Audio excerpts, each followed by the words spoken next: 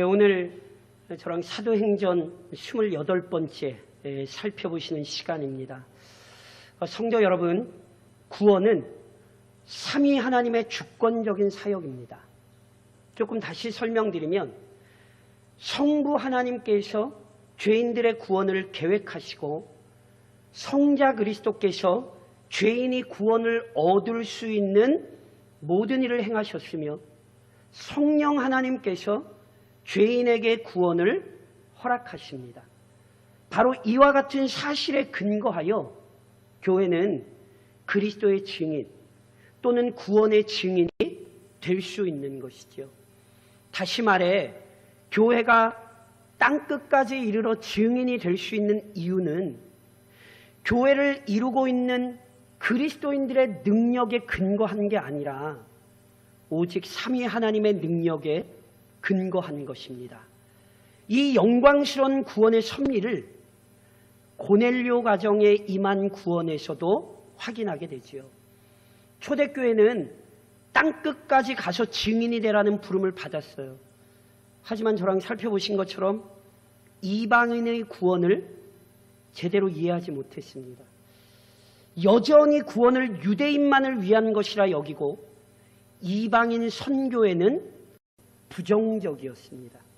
그런데 10장에 기록되었듯이 오순절날 유대인들에게 충만히 임하셨던 성령께서 이방인인 고넬료의 가정에도 임하셨죠. 이 사건의 의미는 분명합니다. 저랑 화면 보시면 사도행전 10장 47절에서 했던 베드로의 고백을 좀 같이 한번 읽어보실까요? 같이 읽겠습니다. 이에 베드로가 이르되 이 사람들이 우리와 같이 성령을 받았으니 누가 능히 물로 세례 베풀물 금하리요 하고, 유대인에게 임하신 성령께서 이방인에게도 임하셨습니다. 하나님은 유대인만 구원하시는 것 아니에요. 하나님은 이방인도 구원하시는 분이죠. 하나님께서는 유대인이냐 이방인이냐를 따지지 않으십니다. 그분은 오직 주권적인 은혜로 열방 중에서 자기 자녀를 택하여 부르시는 거죠. 만일 구원이 유대인만을 위한 것이었다면 저희 여기 유대인 아무도 없습니다. 구원이 유대인만 위한 것이었다면 우리에게도 구원은 없었습니다. 고넬료 가정에 임한 구원을 우리는 그래서 깊이 되새겨야 합니다. 구원이 오직 전적으로 하나님 손에 있는 것이요, 하나님께서 열방 중에 자기 백성을 찾아내신다는 그 위대한 섭리가 바로 고넬료 가정을 통해 나타난 거죠. 그래서 이것을 통해 하나님이 교회의 둔탁한 마음을 깨트리시는 거예요. 단순히 베드로 한 사람에게만 가르치신 게 아니에요. 제가 이미 설명드렸듯이 이 사건이 10장에 기록되어 있고 오늘 저랑 보시는 11장에 다시 한번 이 사건이 설명돼요. 왜요? 그만큼 중요한 거예요. 그리고 10장에서 베드로가 깨달았다면 이제 11장에서 초대교회가 이 영광스러운 하나님의 구원 섭리를 깨닫고 고백하는 거예요. 오늘 저랑 그 본문의 모습을 살펴보시는 거죠. 그러면서 이 내용 속에서 오늘도 교회가 기억해야 하는 교리는 이렇습니다. 성도 여러분, 교회는 하나님의 손길 안에서 계속하여 성장합니다. 이것이 교회입니다. 오늘 본문 1절에 이런 말씀이 기록되어 있어요. 유대에 있는 사도들과 형제들이 이방인들도 하나님의 말씀을 받았다 함을 들었더니 고넬료 가정에 일어난 성령의 임재가 다른 사도들과 형제들, 조금 말을 바꾸면 초대교회, 예루살렘 교회에 보고됐습니다. 근데 여기 좀 차이가 있어요. 앞서 스데반의 순교로 시작된 박해로 사도들만 예루살렘에 남고 나머지는 다 흩어졌다? 저랑 살펴보셨잖아요. 그래서 사도행전 8장 사마리아 부흥만 하더라도 사도들을 뭐라고 표현했냐 하면 예루살렘에 있던 사도들 이렇게 표현했거든요. 근데 오늘 본문 1절에는요. 유대에 있는 사도들 이렇게 표현해요. 자, 제가 앞서도 이렇게 설명드렸죠. 구약의 선지자들과 신약의 사도들은 이 땅에 하나님의 교회를 세우는 기초석이 되었어요. 그래서 구약과 신약, 구약의 선지자들, 신약의 사도들을 통하여 이 땅의 교회는 세워지는 거거든요. 그래서 보세요. 지난 시간에 저랑 9장에서 살펴보셨던 것처럼 베드로가 룻다에도 가고 욥바에도 방문하고 그랬죠. 왜요? 교회를 견고하게 세우기 위해서. 사도 베드로만 한 게 아니에요. 나머지 사도들 역시 예루살렘에만 머물러 있던 게 아니라 유대의 다른 지역을 돌면서 뭐 하고 있는 거예요? 교회들을 돌보고 교회들을 권면하고 있는 거예요. 그래서 유대에 있는 사도들 이렇게 표현한 거죠. 그런데 비록 사도들이 여러 지역을 돌아다녔으나 앞서도 설명드렸듯이 예루살렘 교회, 초대교회는 당시 모든 교회들의 중심적인 역할을 감당합니다. 그래서 사도행전 15장에 가면 역사상 최초의 교회회의가 예루살렘에서 열리고 거기서 중요한 결정을 내리는 일들도 있는 거죠. 그러니 마치 앞서 사마리아의 부흥이 임했을 때 예루살렘에 있는 사도들이 가서 확인했던 것처럼 오늘 고넬료 가정에 임한, 즉 이방인을 향한 하나님의 구원 계획 역시 예루살렘이 확인하고 온 교회에 공포할 필요가 있었던 거예요. 그래서 베드로가 이 일을 위해 예루살렘으로 올라간 거죠. 그런데 베드로가 예루살렘에 올라갈 때 어떤 일이 생기냐 하면 저랑 화면 보시며 2절로 3절을 좀 같이 한번 읽으실까요? 같이 읽겠습니다.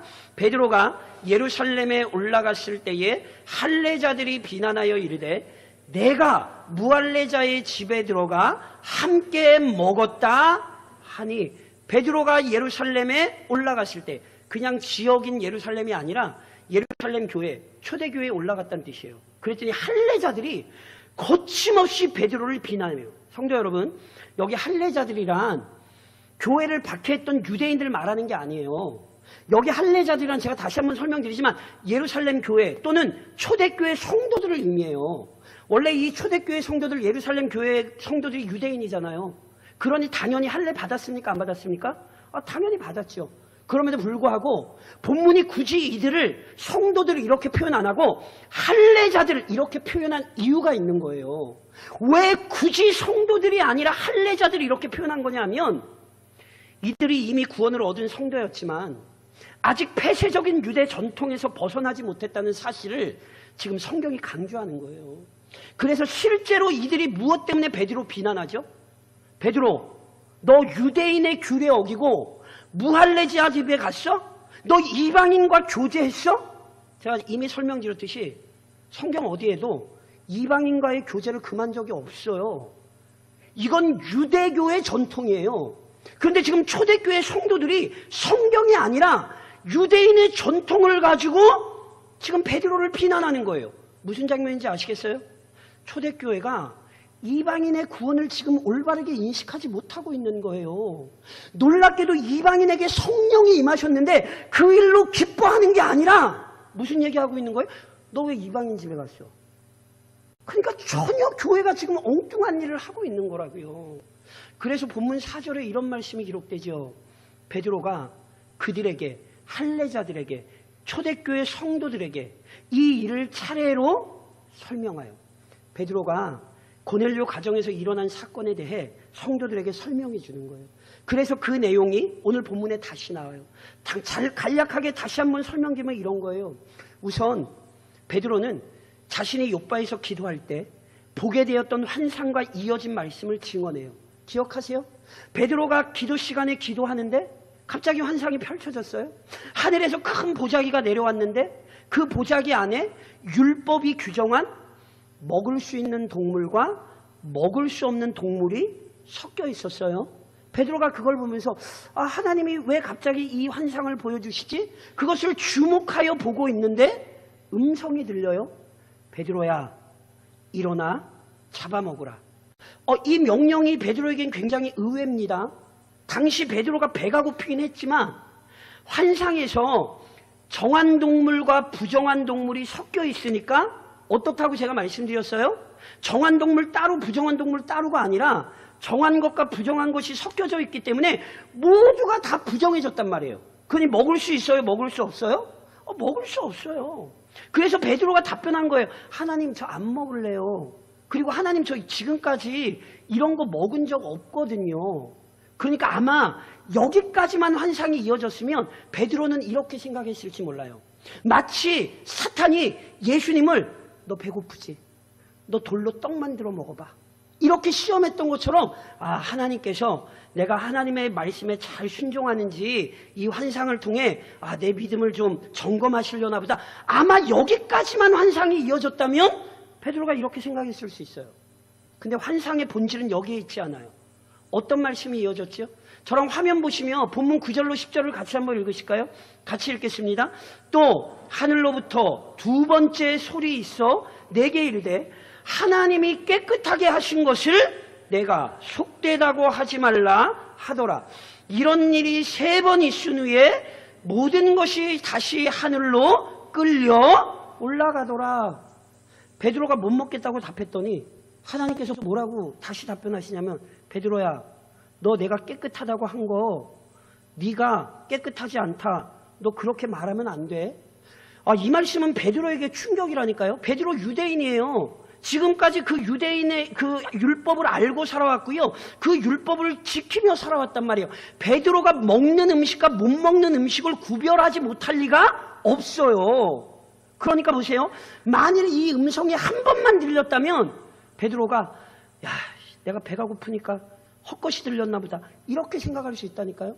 그런데 놀랍게도 한 번이 아니라 3번이나 하나님께서 반복해서 말씀하시고 보자기가 하늘로 올라갔어요. 환상이 끝났어요.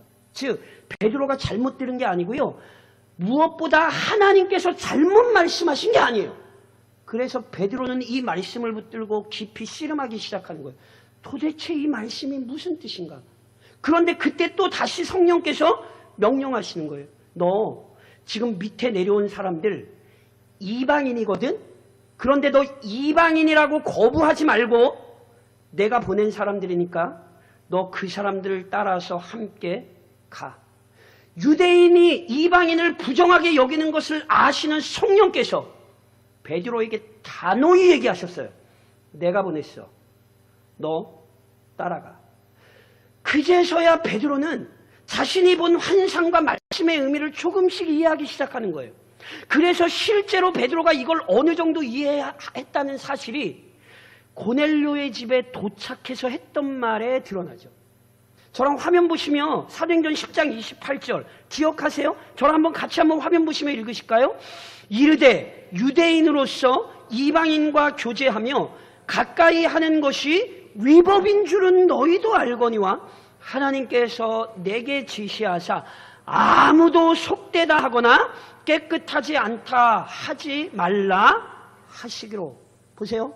하나님께서 베드로에게 보여주신 환상은 정한 동물과 부정한 동물이었어요. 하지만 하나님께서 하신 말씀의 본질 또한 성령께서 베드로에게 내리신 명령을 통해 베드로는요 이 환상과 말씀이 단지 음식에 관한 것이 아니라 사람에 관한 것임을 깨달았어요. 아무나 속되다 하거나. 그러니까 보세요. 유대인들은 자신들은 정한 사람이고 이방인은 부정한 사람이라 이렇게 생각했거든요.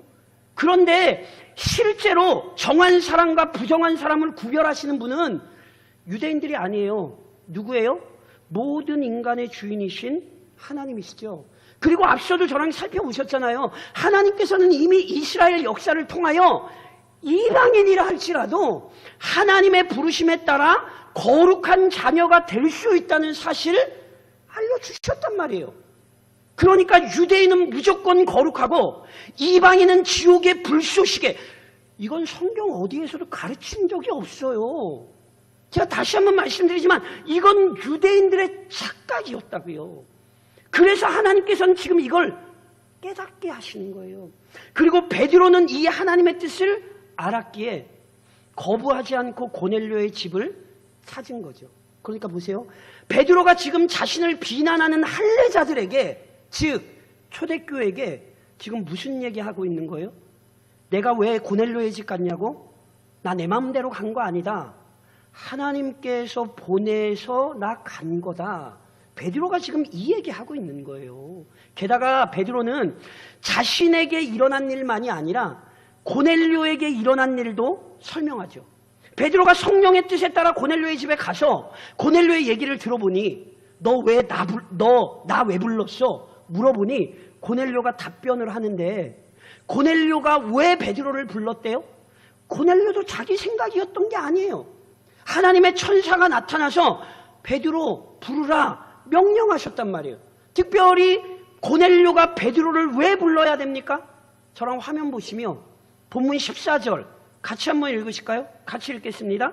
그가 너와 내 온 집이 구원받을 말씀을 내게 이르리라 함을 보았다 하거늘 그가 베드로가 너와 내 온 집 고넬료와 그의 가정과 지난 시간에 살펴보셨던 것처럼 그가 불러 모은 친척과 친구들 그들이 구원받을 말씀이 베드로에게 있기 때문에 그 베드로를 통하여 그 구원받은 말씀을 듣기 위하여 베드로를 불러야 했다니까요.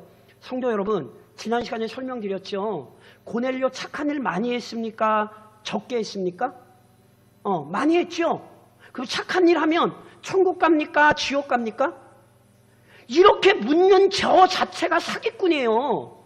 성경은 어디에서도 착한 일이 우리에게 구원을 보장한다. 성경은 어디에서도 이런 가르침을 준 적이 없다니까요. 사람이 착하게 살면 천국 간다. 성경이 이렇게 가르치나요? 고넬료가 아무리 선행을 했어도 그것으로 그는 천국을 갈 수는 없어요. 그래서 베드로가 가는 거예요. 왜요? 구원은 착한 일이 아니라 오직 예수 그리스도를 믿음으로 말미암아 얻는 것이기 때문입니다. 그래서 성령께서 베드로를 부르라 하셨고 베드로는 다른 것 안 했어요. 그 집에 가서 그리스도를 전했죠. 그래서 본문 보시며 화면 보시며 사도행전 10장 38절 베드로가 설교하며 그 핵심이 이렇게 드러나죠. 같이 한번 읽으실까요? 같이 읽겠습니다. 하나님이 나사렛 예수에게 성령과 능력을 기름 붓듯 하셨음에 그가 두루 다니시며 선한 일을 행하시고 마귀에게 눌린 모든 사람을 고치셨으니 이는 하나님이 함께 하셨음이라. 하나님께서 그리스도에게 성령의 능력을 충만히 부으사 그로 하여금 하나님의 아들됨을 드러내게 하셨고 무엇보다 마귀에게 눌린 자들 죄와 사망의 권세 아래 묶인 자들을 그리스도의 능력으로 해방시키셨죠. 이것이 하나님의 구원의 섭리요 그리스도께서 우리에게 허락하신 놀라운 은혜 아닙니까?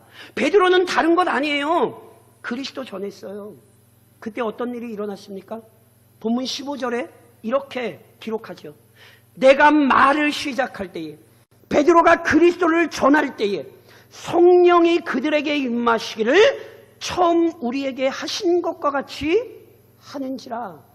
베드로가 유일한 구원자 그리스도를 선포하자 그곳에 성령이 임하셨습니다. 오순절 유대인들에게 임하셨던 성령께서 이방인 고넬료의 가정에도 임하셨죠. 그리고 이 놀라운 광경을 보며 베드로는 문득 떠오르는 그리스도의 말씀이 있었어요. 그것이 본문 16절에 이렇게 기록되어 있죠. 베드로가 주의 말씀에 예수님 말씀에 요한은 물로 세례를 베풀었으나 너희는 성령으로 세례를 받으리라 하신 것이 생각났노라. 그리스도께서 제자들에게 성령의 임재 약속하셨잖아요. 그래서 이 약속대로 오순절날 제자들에게 성령이 임하신 거예요.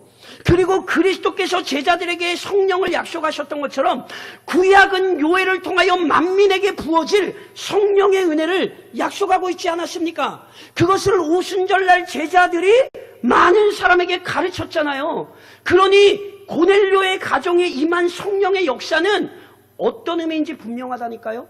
저랑 화면 보시며 본문 17절을 좀 같이 한번 읽으실까요? 같이 읽겠습니다.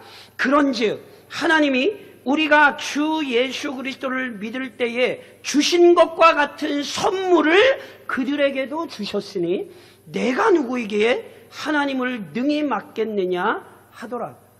하나님께서 우리 즉 유대인들이 주 예수 그리스도를 믿을 때에 주신 것과 같은 선물을 그들, 즉 고넬료의 집에 모여있던 이방인들에게도 똑같이 주셨어요.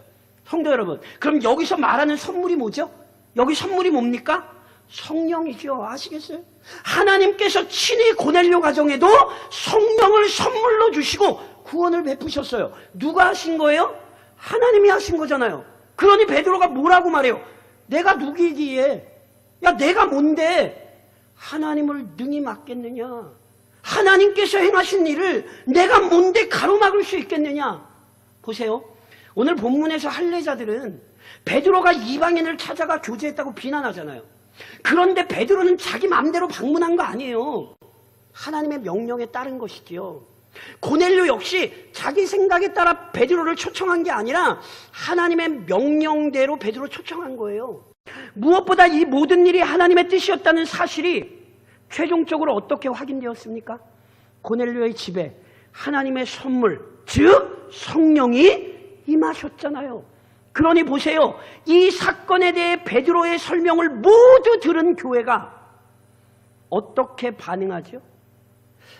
베드로가 이방인의 집에 찾아간 것 비난하면 하나님 명령 비난하는 거예요. 유일한 구원자이신 그리스도, 그 이름의 능력을 부인하는 게 돼요. 이방인에게 친히 임하신 성령의 사역을 거부하는 게 된단 말이에요. 그래서 보세요. 저랑 화면 보시면 18절 같이 한번 마지막 본문 한번 같이 읽을까요? 같이 읽겠습니다. 그들이 이 말을 듣고 잠잠하여 하나님께 영광을 돌려 이르되 그러면 하나님께서 이방인에게도 생명 얻는 회개를 주셨도다 하니라. 아멘이세요? 원래는 베드로를 비난했던 교회인데 베드로의 설명을 다 듣자 잠잠해요. 잘 보셔야 돼요. 잠잠하는 걸로 안 끝나요. 잠잠하는 걸로 끝나는 게 아니라 하나님께 영광 돌렸어요. 왜요? 하나님만이 유대인뿐 아니라 이방인에게도 생명 얻는 회개를 주실 수 있거든요. 그리고 이건 다시 한번 말씀드리지만 이미 성경에 가르쳤던 거예요. 자신들이 유대인의 관례에 짓눌려서 하나님의 섭리를 부인하고 있었던 것이지 이미 구약으로부터 무엇을 가르쳤습니까? 저랑 화면 보시면 이사야 11장 10절의 말씀을 같이 한번 읽어보실까요? 같이 읽겠습니다. 그날에 이새의 뿌리에서 한 싹이 나서 만민의 기치로 설 것이요 열방이 그에게로 돌아오리니 그가 거한 곳이 아멘이세요? 구약은 이미 이새의 뿌리 다윗의 후손으로 오시는 그리스도로 말미암아 유대인만이 아니라 열방이 구원을 얻을 거라고 예고했어요. 유대인만 구원을 얻는다고 생각하는 건 그들의 착각이요 교만이었지 성경의 가르침이 아니었다고요. 그래서 하나님께서 그들의 눈앞에 성경의 진리가 이루어지는 것을 펼쳐 보이시자 교회는 고백하는 거예요. 하나님이 옳으십니다. 하나님이 홀로 영광 받으시옵소서.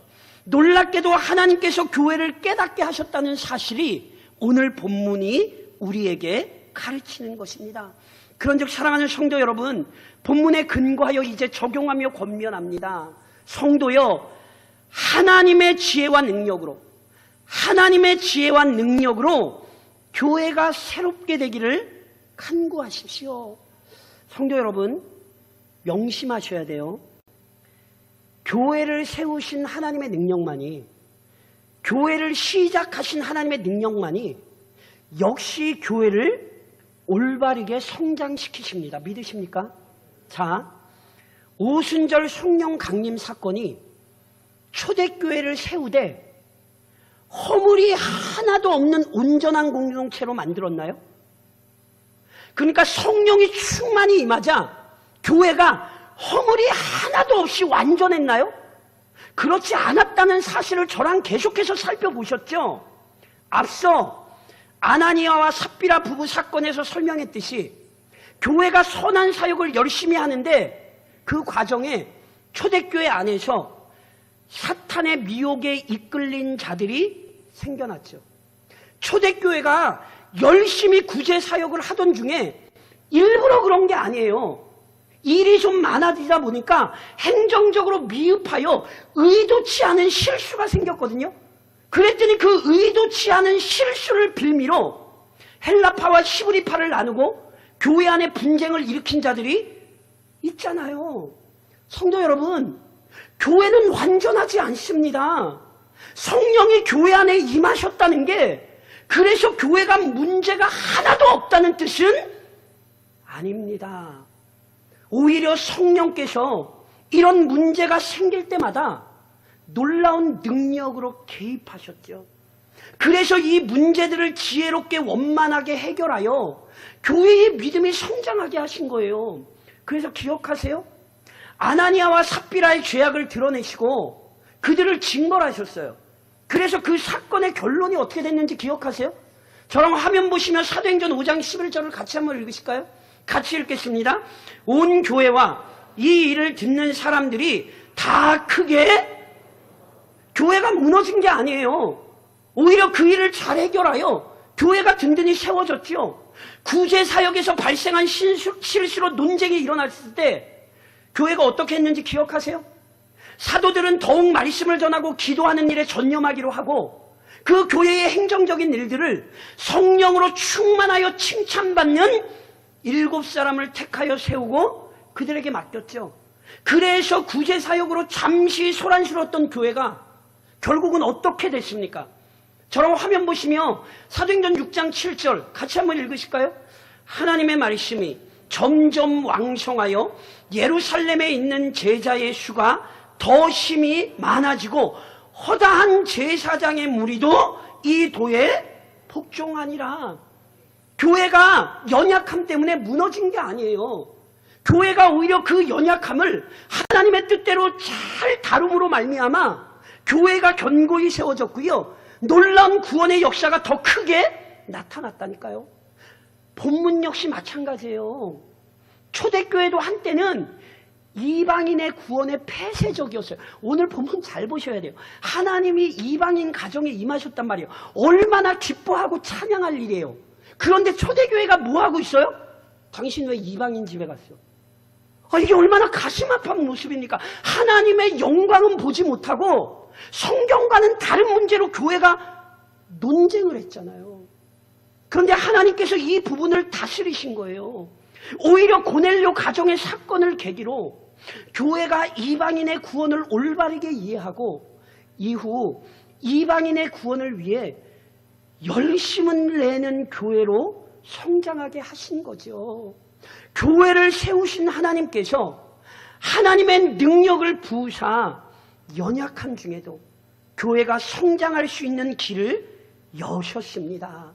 그래서 오늘 본문이 우리에게 은혜가 되는 것이고요. 그리고 오늘도 우리는 이 땅의 교회를 위해 기도할 수 있어야 돼요. 비록 여러 가지 문제로 이 땅의 교회들이 고전하고 있지만 이 문제로 교회들이 다 무너지고 쓰러지는 것이 아니라 오히려 교회들이 성장할 수 있는 계기가 되기를 간청하셔야 돼요. 특별히 오늘 총회에서 정한 이단 경계주의를 맞아 이 시간 좀 다시 한번 권면드리고 부탁드리고 싶은 게 있어요. 한 달 정도 됐네요. 지난 8월 4일 목회 데이터 연구소와 바이블 백시 센터가 함께 발표를 하나 했어요.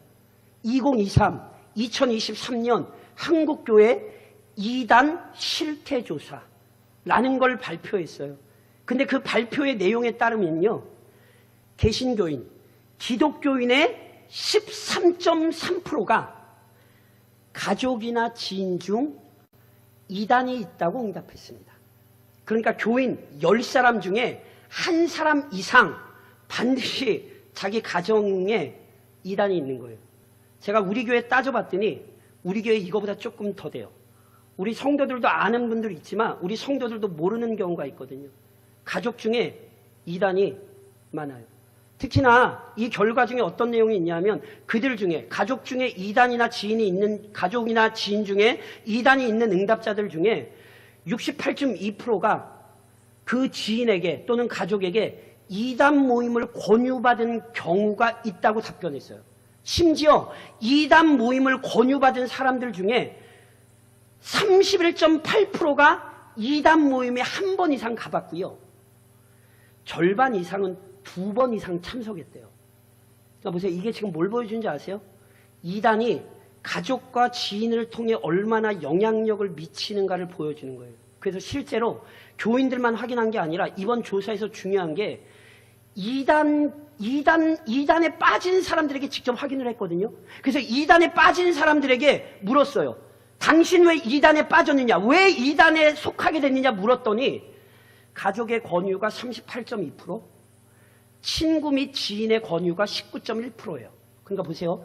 이단에 빠진 사람들 중에 60%가 가정과 지인 때문에 이단으로 간 거예요. 이게 지금 무슨 얘기인지 아시겠어요? 특별히 또 하나 나온 것 중에 하나가 이단 신자 중 이단에 빠져있는 사람 3명 중 2명이 같은 이단 종파의 가족이나 친척이 있대요. 제가 정확히 결론을 말씀드려요. 이게 무슨 얘기인지 아세요? 이단이 뭘 중심으로 활동한다는 뜻인지 아세요? 이단이 가족을 중심으로 활동한다는 얘기예요. 그리고 또 하나 좀 가슴 아픈 통계가 나왔는데 이단에 빠져있는 사람들을 대상으로 직접 왜 이 이단에 빠져서 이단의 활동을 시작한 나이를 물었어요. 그러니까 언제 이단에 빠져서 그렇게 이단에 집착하게 됐느냐 이렇게 물었더니 그 나이가 몇 살이나 될 것 같으세요? 평균 21.8세예요. 이게 무슨 얘기인지 아세요? 이단이 가정을 중심으로 또한 젊은 세대를 중심으로 집중적으로 공략하고 있다는 뜻이에요. 이것이 오늘 우리의 마음을 굉장히 무겁게 하고요. 실은 부끄러운 게 좀 있어요. 왠지 아세요? 자, 고넬료 가정에 임한 구원을 살펴보시면 이 구원 사건에 아주 중요한 특징이 나타나 있었다는 것 혹시 기억하세요? 저랑 보세요. 저랑 화면 보시면 두 구절을 읽을게요. 보세요. 같이 읽겠습니다. 먼저 10장 2절입니다. 이게 고넬료 가정의 구원이 임할 때 나타난 아주 중요한 특징이에요. 10장 2절 같이 읽겠습니다. 그가 경건하여 온 집안과 더불어 하나님을 경외하며 백성을 많이 구제하고 하나님께 항상 기도하더니 이어서 10장 24절 같이 읽겠습니다. 이튿날 가이사랴에 들어가니 고넬료가 그의 친척과 가까운 친구들을 모아 보세요. 고넬료 가정에 임한 구원의 아주 중요한 원리는 구약 성경이 가르쳤던 거예요. 성경을 어디서부터 가르쳐야 되죠? 가정으로부터 가르쳐야 되죠. 성경을 먼저 누구에게 가르쳐야 되죠? 어린 자녀에게 가르쳐야 되죠. 고넬료 가정의 구원의 질서는 실은 이미 구약이 가르친 놀라운 하나님의 영적 질서, 가정으로부터 어려서부터 그 하나님의 말씀이 가르쳐져야 된다는 위대한 역사를 보여줘요. 그런데 이번 발표가 이단의 전략을 우리에게 알려준 걸 보면 고넬료 가정에 일어났던 구원의 질서를 누가 그대로 따라하고 있어요? 이단이 따라하고 있어요. 이게 이번 발표의 결과예요. 안타깝게도 한국교회는 젊은 세대를 잃어버리고 교회 안에서 밀물처럼 빠져나갔는데 놀랍게도 이단은 가정으로 젊은 세대로 그들의 세력을 확장하고 있어요. 성도 여러분, 부끄러워야 합니다. 그리고 책임감을 느끼셔야 합니다. 교회는 성장합니다. 오늘 초대교회가 그랬던 것처럼 우리 역시 부족함이 있기에 무너졌을 수 있어요. 그것은 분명히 우리의 연약함의 모습입니다. 그러나 하나님은 연약한 교회를 다시 세우실 수 있습니다. 연약한 가정을 다시 세우실 수 있습니다. 이것이 성경이 오늘 우리에게 가르치는 교회를 다루는 하나님의 방식입니다. 그래서 이 땅의 교회들을 위해 기도해 주셔야 합니다. 교회를 세우신 하나님께서 이 땅의 교회들을 새롭게 하시고 무엇보다 우리의 가정으로부터 마치 고넬료의 가정의 역사가 일어났던 것처럼 하나님 변화가 일어나게 해달라고. 지난주에 저랑 말씀하셨던 것처럼 고넬료는 복이 됐어요. 아브라함이 복이 된 것처럼 고넬료가 복이 되었는데, 하나님, 우리 교회가, 우리 성도들이 복이 되게 하옵소서. 우리로부터 그 회복의 은혜가 일어나게 하옵소서. 그렇게 간절히 기도하시며 그 위대한 섭리의 역사에 동참하시기를 오늘도 우리를 새롭게 세우시는 우리 주님의 이름으로 권면드립니다.